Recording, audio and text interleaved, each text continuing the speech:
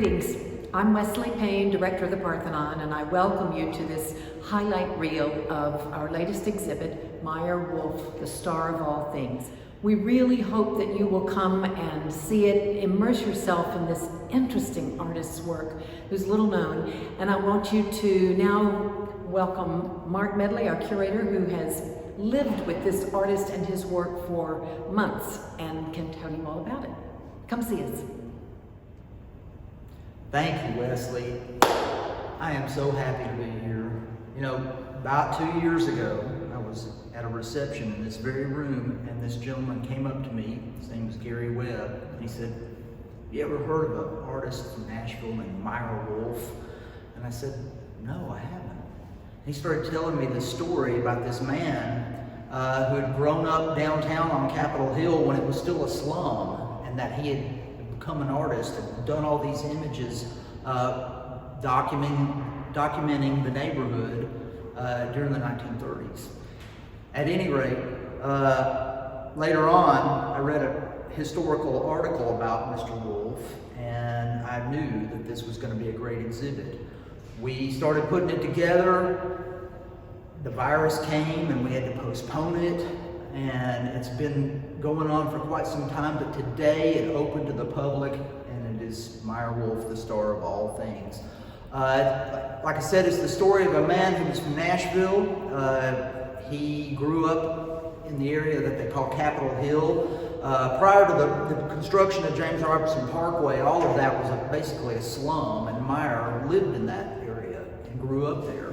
Ultimately, he was very talented in a number of different things, which is what the Star of All Things is referring to. It's an early cartoon that was done kind of poking fun at himself and all the things that he did.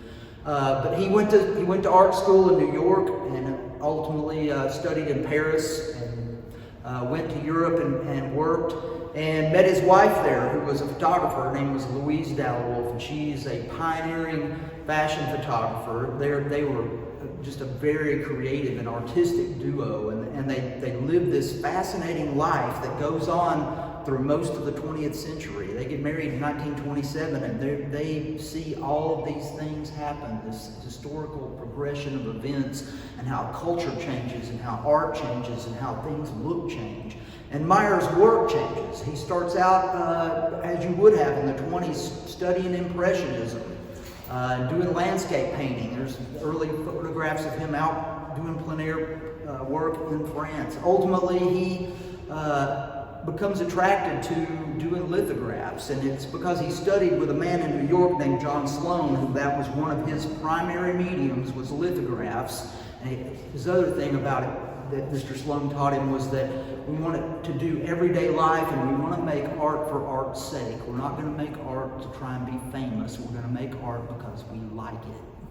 And that's a philosophy that Meyer Wolfe never let go of. He never got really famous, but he never stopped working, and he never stopped changing. And this exhibit goes on and through all these progressions of different styles. From the lithographs, it goes around.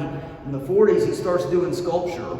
And ultimately, I think he's influenced by a lot of the modernist styles that come to be popular in the mid-20th century, and the forms get more and more organic and exaggerated. He never really it never really becomes abstract. It's always figurative, but it's always just a little bit